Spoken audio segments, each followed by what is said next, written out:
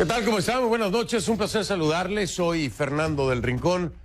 Bienvenido a Conclusiones. El día de hoy estaremos hablando de las elecciones, de las próximas elecciones en Bolivia, el 3 de mayo. Fíjense usted, es muy importante, no nada más el presidente y vicepresidente lo que se va a elegir. 36 senadores, 130 diputados y a 9 representantes supraestatales. Está todo en juego, pero adivine qué. Adivine qué. El partido del expresidente Evo Morales, el más, de acuerdo a varias encuestas, en este momento es el puntero, ¿eh? Sí. A pesar de los pesares y todo lo que ha ocurrido alrededor de la figura de Evo Morales y de las elecciones pasadas y de la auditoría de la OEA, bueno, el más está de puntero. Después viene Carlos Mesa y después viene Yanine Áñez. Hoy tuve la oportunidad de hablar aquí en este estudio más temprano, precisamente con el expresidente, ahora candidato Carlos Mesa por Comunidad Ciudadana, acerca no solamente de estas estadísticas, de estas encuestas que ubican al MAS por delante, no, de muchas otras cosas, del proyecto país, de sus relaciones internacionales, cómo las manejaría, qué opina de Yanine Áñez, en fin, sobre todo de la candidatura, ¿no? Por supuesto, del actual presidente. En fin, de todo lo que deberíamos hablar con un candidato para conocer su proyecto, su forma de pensar y su visión de país. Y me faltó tiempo, pero ya habrá otra oportunidad. Él es el primero. Poco a poco iremos avanzando con los demás. Esta noche entonces le digo, Carlos Mesa, candidato de Comunidad Ciudadana a la presidencia de Bolivia. Iniciamos.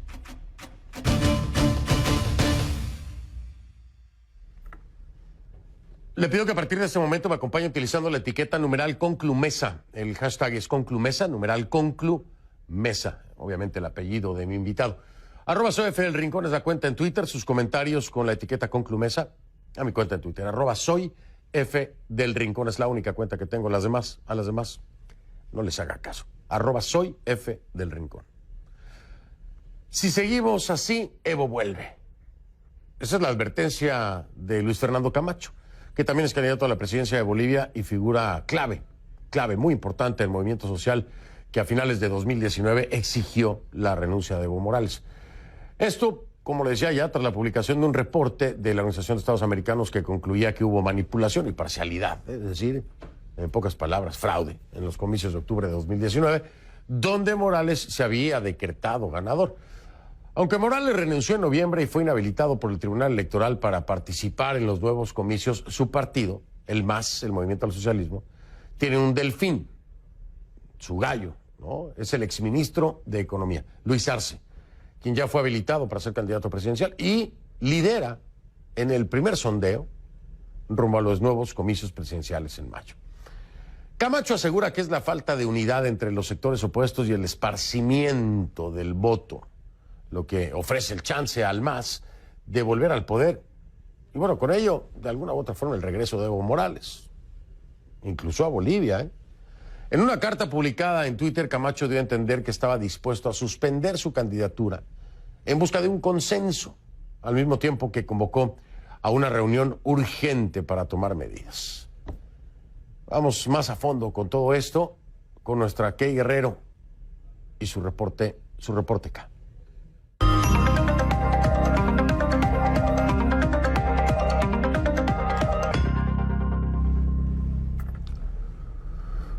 Mi querida Key, ¿cómo estás? Buenas noches.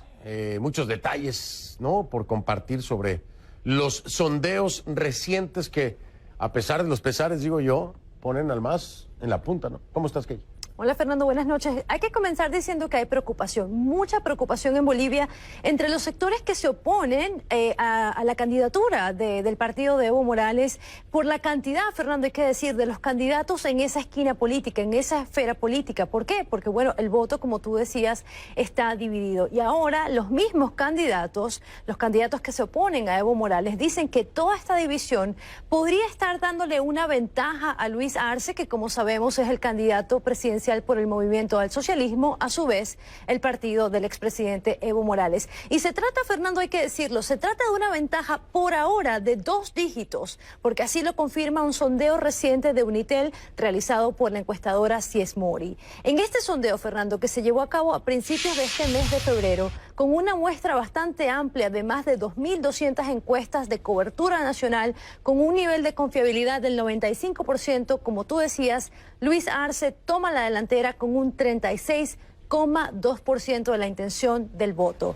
Le sigue el expresidente Carlos Mesa con un 20,6%. Detrás está la presidenta interina Yanine Áñez con un 20,1%. También, Fernando, el líder cívico Luis Fernando Camacho con un 10,4%. Y también Chi Hyun Chon del Frente para la Victoria con 6,7%. Fernando, también hay otros candidatos que tienen menos del 3% en esta encuesta y eso incluye al expresidente Jorge Tuto Quiroga. Pero en este grupo que vemos en pantalla, lo vemos así rápidamente, hay al menos 5 candidatos que se oponen al movimiento al socialismo y juntos en esta encuesta, Fernando, recaban más del 60% del voto. El problema es que al presentar sus candidaturas de manera dividida, obvio, el voto queda disperso. Pero esta encuesta, Fernando, es muy peculiar porque incluye una pregunta importante. Se le preguntó a los encuestados, ¿quién de estas personas que usted está viendo en pantalla, quién es el candidato que podría unir a la oposición para enfrentarse al MAS? El 19,7%, Fernando, de los encuestados considera que la presidenta interina Yanine Áñez es la candidata que tiene la mejor imagen como factor de unidad de toda la oposición al MAS, para enfrentarse al movimiento al socialismo. Le sigue también Carlos Mesa con el 17,6% y también Luis Fernando Camacho con el 12,1%. Fernando, como lo decías al principio del programa, Camacho publicó una carta en redes sociales advirtiendo sobre el peligro de esta división, del voto disperso, y ha hecho un llamado urgente de unidad para que se tomen medidas. En esa carta también ofrece renunciar a su propia candidatura y dice lo siguiente, Fernando, dice: tenemos que ser conscientes que la lucha aún no termina y que debemos, una vez más, exigir que la voz de los bolivianos sea escuchada. Él también añade, dice: la posibilidad de que el movimiento al socialismo, el MAS, vuelva a ser gobierno y que el tirano, dice Camacho, el tirano Evo Morales, retorne al poder, echa por tierra el luto y sacrificio de todo el pueblo boliviano y eso no lo podemos permitir. Camacho se refiere a la crisis social, Fernando, que enlutó a Bolivia en el marco de las protestas que exigían la renuncia de Evo Morales. Ahora, en la oposición, como tú sabes, hemos visto que unos apuntan el dedo contra otros. Por ejemplo, Yanine Áñez dijo que su decisión de emprender una candidatura se debe precisamente a la falta de consenso para elegir un candidato. Ahora está virtualmente a la par de Carlos Mesa con el 20% de la probabilidad del voto, pero no queda claro, Fernando, si alguno de los dos piensa ceder o si vamos a hablar de un binomio presidencial a futuro. Lo que sí sabemos, Fernando, y esto es muy importante decirlo cuantas veces sea necesario, es que en Bolivia se puede ganar una elección en primera vuelta si el candidato tiene el 50% más 1 de los votos o si consigue más del 40% más 1 y supera al segundo candidato por 10 puntos porcentuales. En estos momentos, Fernando, Arce tiene 16 puntos por encima de Mesa y está muy cerca de ese 40%. Así es que ahí están todavía. Si se llegan a hacer una vuelta, los escenarios son muchos, pero bueno, lo veremos entonces. Nuestra Kay Guerrero con su reporte K. Gracias, Kay. Que pases buenas noches. Gracias, Fernando. Buenas noches. Buenas noches. La encuentra en Twitter como @KGuerreroCNN, @KGuerreroCNN. Bueno, en solo momentos, en solo minutos, mi entrevista con Carlos Mesa, el candidato a la presidencia de Bolivia y expresidente del país por Comunidad Ciudadana.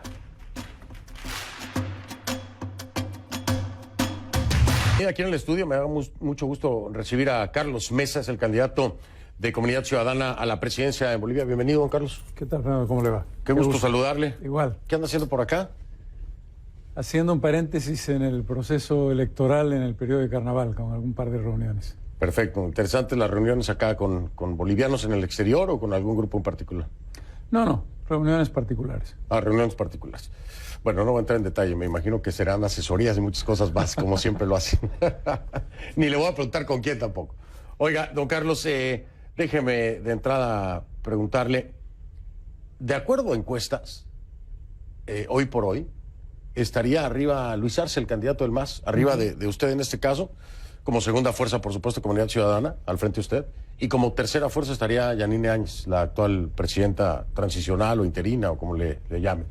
¿Qué opina acerca de esto? ¿Se está repitiendo el mismo escenario, la misma pesadilla, no? El primer elemento es que hay que asumir algo muy importante. El país en su conjunto tiene que asumirse como parte de una pluralidad política. La construcción de un nuevo sistema de partidos implica el reconocimiento de que hay un respaldo significativo para el movimiento al socialismo que no puede ser excluido, pero que tiene que ser entendido como una fuerza que hereda lo que ha sido 14 años de un escenario político determinado, con un conjunto de discursos y con un conjunto de promesas y con una línea simbólica que le ha dado al electorado una idea equivocada de lo que representó el gobierno de Morales. Morales le contó a los ciudadanos que antes de él Bolivia era prácticamente Sudáfrica, y eso no es verdad.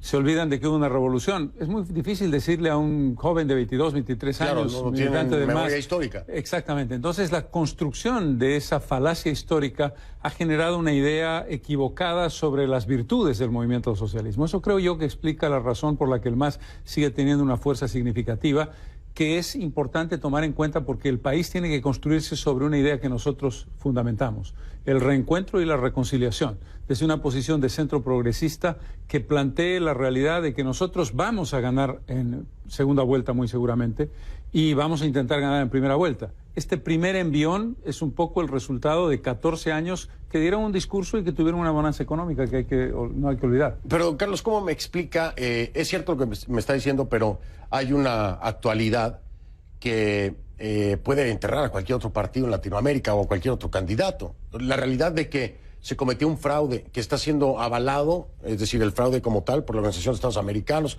en una auditoría que fue vinculante.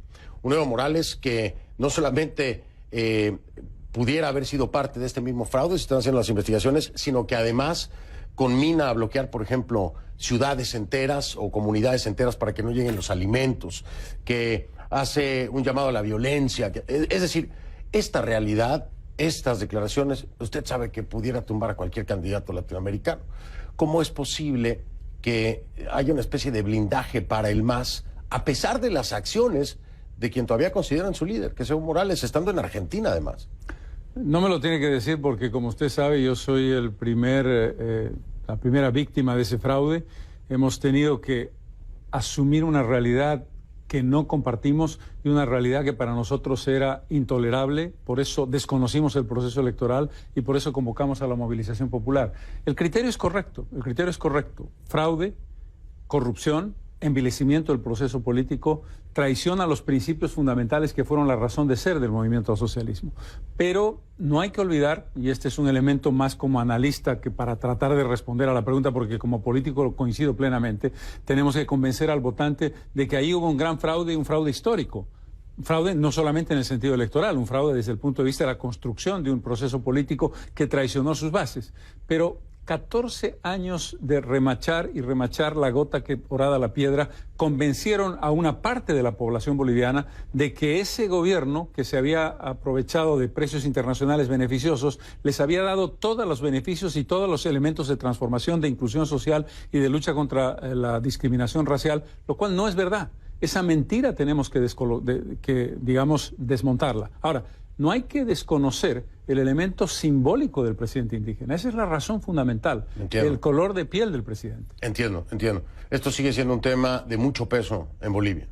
Sigue siendo un tema de mucho peso en Bolivia, cómo convencer a esos segmentos de la población que son amplios, mayormente masistas, precisamente por lo que decía usted, por la imagen indígena, cómo convencerlos de que otro candidato que no tenga este perfil puede tomarlos en cuenta y los puede incluir y no va a traicionar lo que Evo Morales les vendió como idea.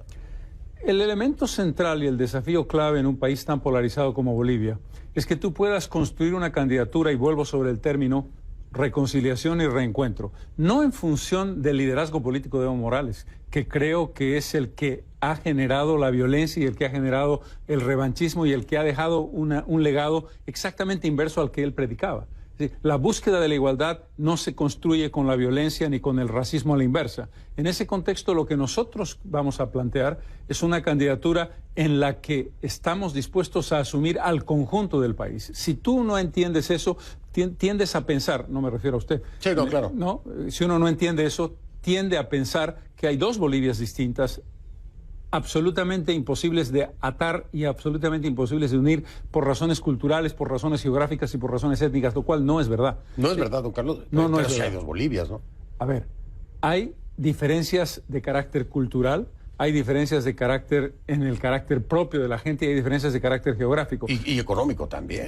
No, por supuesto. Marcadísima. Pero vamos a plantearlo de esta manera. Tenemos que construir una Bolivia, no en el sentido de decir somos todos iguales en términos de igualdad social y en términos de igualdad económica. Tienes que construir una Bolivia que se enriquece en la diversidad. Me refería a las diferencias culturales y a las diferencias de concepción de mundo. Okay. Pero lo que tienes que hacer es la construcción, por supuesto, de una lucha frontal por la salud, por la educación, contra la corrupción, por una nueva justicia.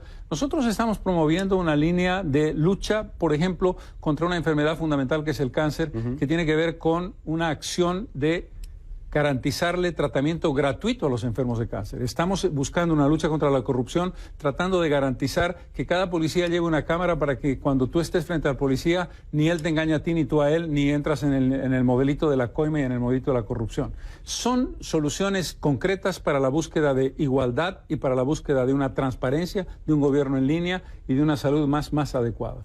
En términos de proyecto, están incluyendo ustedes el tema narcotráfico y cómo enfrentarlo, además de los cultivos, ¿no?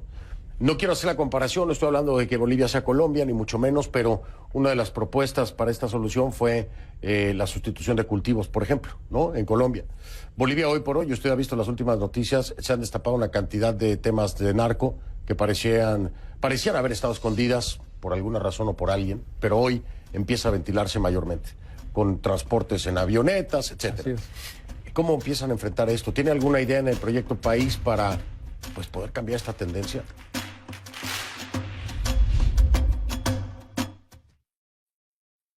Esta noche. Federación, coloquemos las cosas en las cifras. Colombia tiene 220.000 hectáreas de coca cultivadas, Perú tiene 63.000 y Bolivia está en el borde de las 30.000 hectáreas.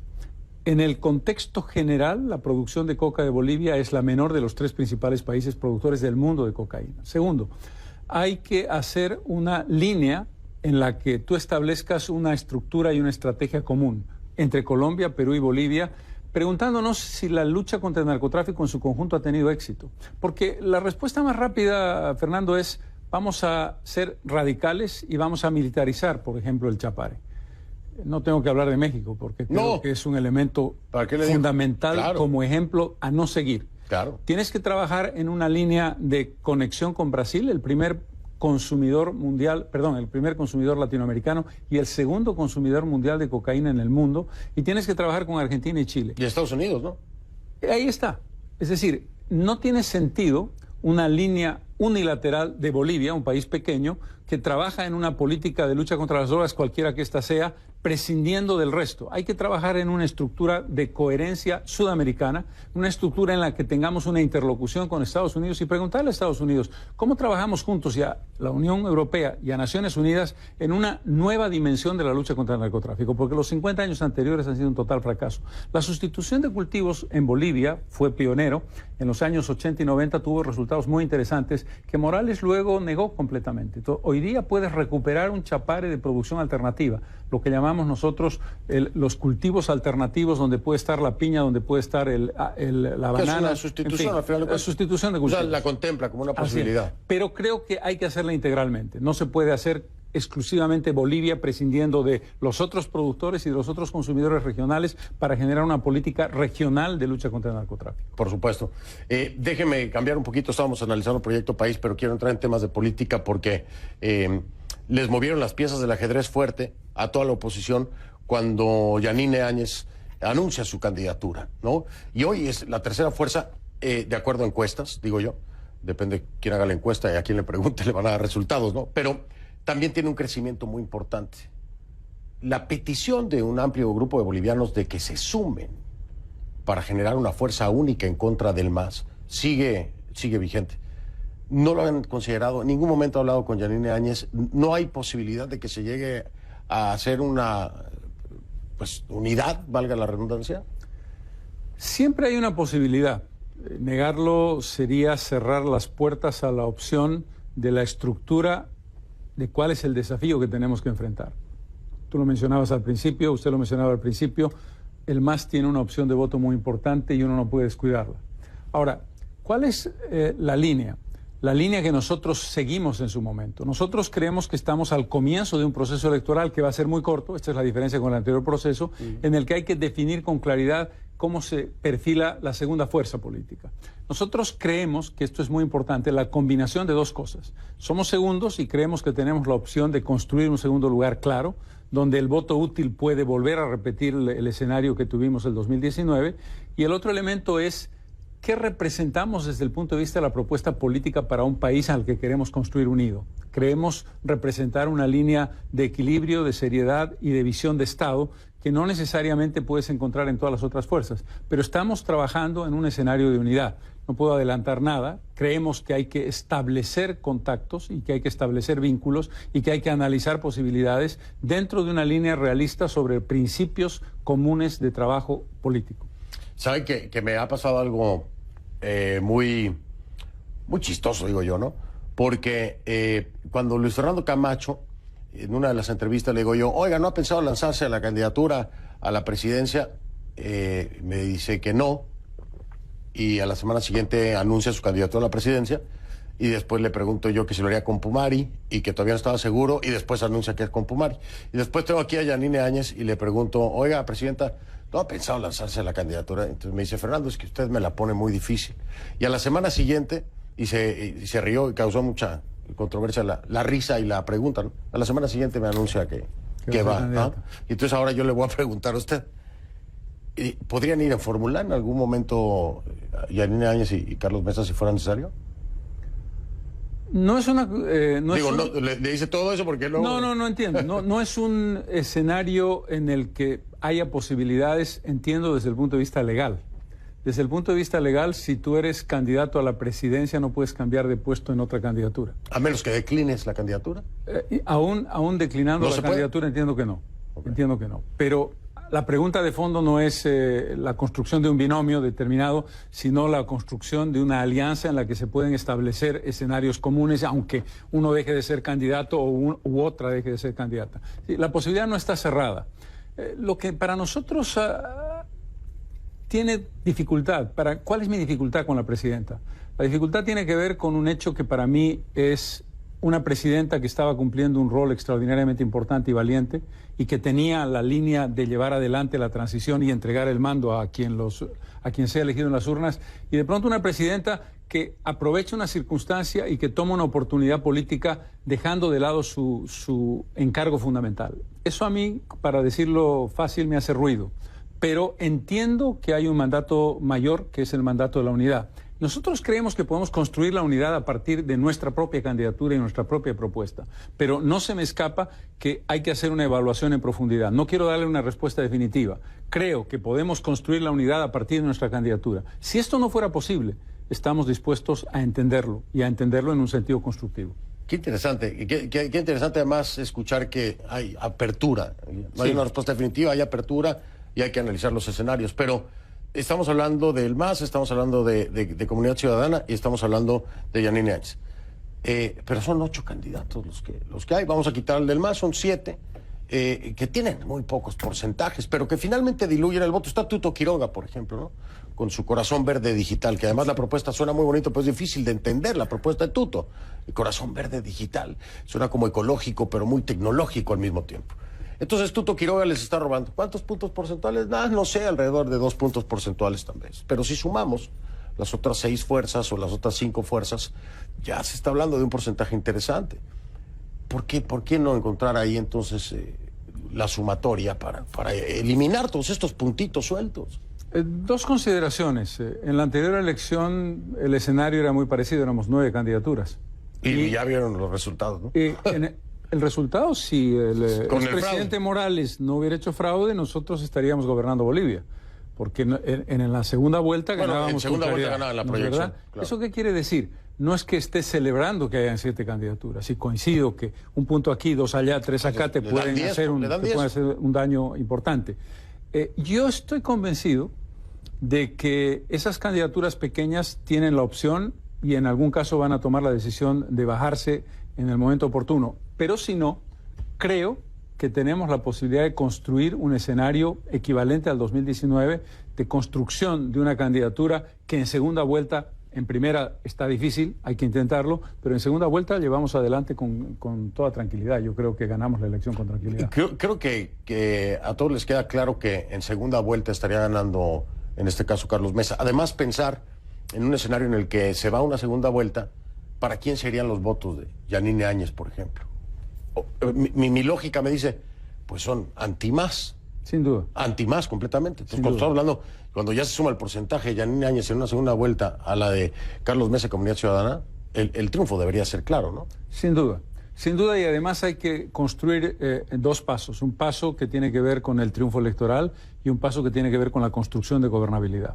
Y en ese sentido, la apertura de ese espacio puede hacerse antes de la segunda vuelta o después de la segunda vuelta, dependiendo de cómo venga el escenario de tendencia de voto. Yo diría, y esto es lo que hemos trabajado en nuestra propia investigación, que el MAS tiene dos características. La característica de que es muy duro, se ha endurecido en función de lo que ha significado la acción del gobierno de la presidenta Áñez y el victimismo artificioso que ha generado el expresidente Morales, pero a la vez tiene muy pocas posibilidades de crecer. Es decir, lo que estás viendo en el escenario es lo que hay. Y eso te da una posibilidad de ver cuáles son tus opciones. Si tus opciones, si tú no logras crecer en un acercamiento de diferencia de 5 a 4 puntos entre el MAS y nosotros, entre el MAS y la segunda candidatura, hay que preocuparse y eso tienes que definirlo en las 2 o 3 próximas semanas. Y ahí tú con claridad tienes que ver si el interés mayor es el interés del país. El interés del país te manda a hacer lo que tienes que hacer, que es la construcción de unidad. Si tú has logrado despegar, está claro que tú eres la opción y en ese contexto tú puedes llevar adelante una candidatura exitosa. Pero, vuelvo sobre el último punto, la gobernabilidad es imprescindible, sea en primera o en segunda vuelta. Tú no puedes pensar en un escenario tan complejo como el que tenemos que enfrentar en una mayoría simple, que no es mayoría absoluta, que la necesitas. ¿Qué porcentaje de votos necesitaría Carlos Mesa para decir tengo gobernabilidad? Porque ha habido presidentes que ganan paupérrimamente en otros países latinoamericanos con muy bajos porcentajes, menos de la mitad del país, ¿no?, a favor de ellos. Y este es un tema importantísimo. ¿Se entra con o sin gobernabilidad? ¿Qué porcentaje necesitaría Carlos Mesa? Un tema importantísimo. ¿Se entra con o sin gobernabilidad? ¿Qué porcentaje necesitaría Carlos Mesa? Yo diría que lo que tenemos que preguntarnos es qué capacidad tengo de construir gobernabilidad con mayoría absoluta independientemente del porcentaje de primera vuelta, suponiendo obviamente que no es un porcentaje esmirreado. Tú no vas a llegar a segunda vuelta con 10 puntos de diferencia y 40 para el primero porque la pierdes. Claro. En ese contexto, la respuesta es difícil. No quiero entrar en cifras exactas porque después te las cobran. Sí. Y con toda razón. En consecuencia, lo importante es saber que no podemos entrar al gobierno en primera o en segunda vuelta si no has construido una mayoría absoluta, quiero decir 50% más 1 de la representación parlamentaria. Y eso tiene un desafío adicional. Tienes que combinar dos cosas: la construcción de una mayoría numérica y la construcción de una mayoría de objetivo y de programa. Y ese es el tema más difícil. A veces el gran riesgo es que tu costo de negociación es el costo de las sumas y las restas, pero tu costo real es que tú puedes, no diré traicionar, pero diluir tu propuesta de programa.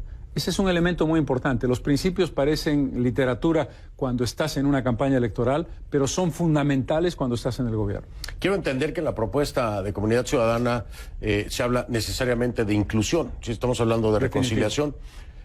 Cuando hablamos de inclusión, estamos pensando en un gabinete en el que pudieran participar otras fuerzas políticas, tales como aquellos que forman parte de la propuesta de Yanine Áñez o de la del mismo Tuto Quiroga o del propio Luis Arce con el MAS. El concepto de fondo es: no se puede plantear una alianza potencial ni realista con el MAS, independientemente de las buenas intenciones hipotéticas que el MAS pudiera tener. Porque tú tienes que diferenciarte claramente y decir, nuestra propuesta es una propuesta para renovar al país y para cambiar un país que estuvo podrido y que estuvo envilecido, a pesar de que el discurso y la retórica fueran muy interesantes. Uno no puede perder de vista que el MAS destruyó su propio proyecto, traicionó su proyecto, lo corrompió y lo envileció. En ese contexto, más allá de la retórica, no es posible una alianza con el MAS. Lo que no quiere decir que no es posible la construcción de un país para aquellos que votaron por el MAS. Para mí hay una diferencia muy clara. Una cúpula partidaria y una estructura partidaria que no representa realmente al votante que está creyendo en ellos, pero ese votante yo lo tengo que respetar. Yo creo que la palabra fundamental, Fernando, es respeto. Tengo que tener respeto por el otro, y el otro es tan boliviano como yo. Y para ese otro boliviano, yo soy el otro. Puede ser un juego de palabras, pero hay que entenderlo. Hay que entenderlo en el sentido de, si yo no soy capaz de gobernar para todos, incluidos los votantes del masismo, no soy capaz de construir el país que Bolivia necesita. En un momento de polarización como este, eso no es posible. Pero es muy claro que hay que diferenciar la alianza imposible con la cúpula del MAS y con el partido Movimiento al Socialismo de una alianza lógica y además de garantía con el ciudadano que votó por el MAS. Ustedes están con toda la fuerza, no tengo el dato, bueno, sí lo tengo, pero se me olvida. Ustedes son, a final de cuentas, de acuerdo al Tribunal Supremo Electoral, quienes mayor número de candidatos tienen. Estoy hablando a nivel legislativo. Es la fuerza con mayor número de inscritos, por decirlo así. Está buscando mayoría, por supuesto. Esto le daría el poder de poder trabajar con el legislativo sin una fuerza que lo detenga. ¿Cuáles serían los primeros cambios a nivel legislativo que pensaría en el país? Tenemos que hacer lo más importante, que es la reconstrucción del sistema jurídico del país. Y eso significa que la cúpula judicial, Tribunal Supremo de Justicia, Tribunal Constitucional, Tribunal Agroambiental y Consejo de la Judicatura tienen que irse a su casa. Y el mecanismo es muy simple. Parece un juego, pero no lo es. El 2017 se produjo una elección por voto popular de esa cabeza, que es un tribunal de justicia corrupto, militante partidario y además no apto para llevar adelante su trabajo por razones de formación profesional. Esa elección tuvo 40% de votos blancos y 20% de votos nulos. Es decir, el 60% de los votos fueron blancos y nulos contra un 40% de válidos y contra un conjunto de candidatos que obtuvieron 2, 3, 5, 7% para ocupar los cargos que tienen. Tú puedes plantear claramente la ilegitimidad de esa elección por esa razón. Y tienes que trabajar sobre un nuevo sistema electoral que no modifica la Constitución, porque en la Constitución establece que que la Asamblea Legislativa preselecciona a los candidatos. Eso estaba en manos de los 2/3 del MAS. La Asamblea puede perfectamente ceder esa prerrogativa sin perder lo que la Constitución dice a un grupo de juristas notables que hacen la preselección. Si tú no cambias el sistema judicial, no vas a ninguna parte. Este es nuestro primer paso desde el punto de vista de la transformación democrática. Gobierno en línea, comparación con lo que son en una licitación, por ejemplo.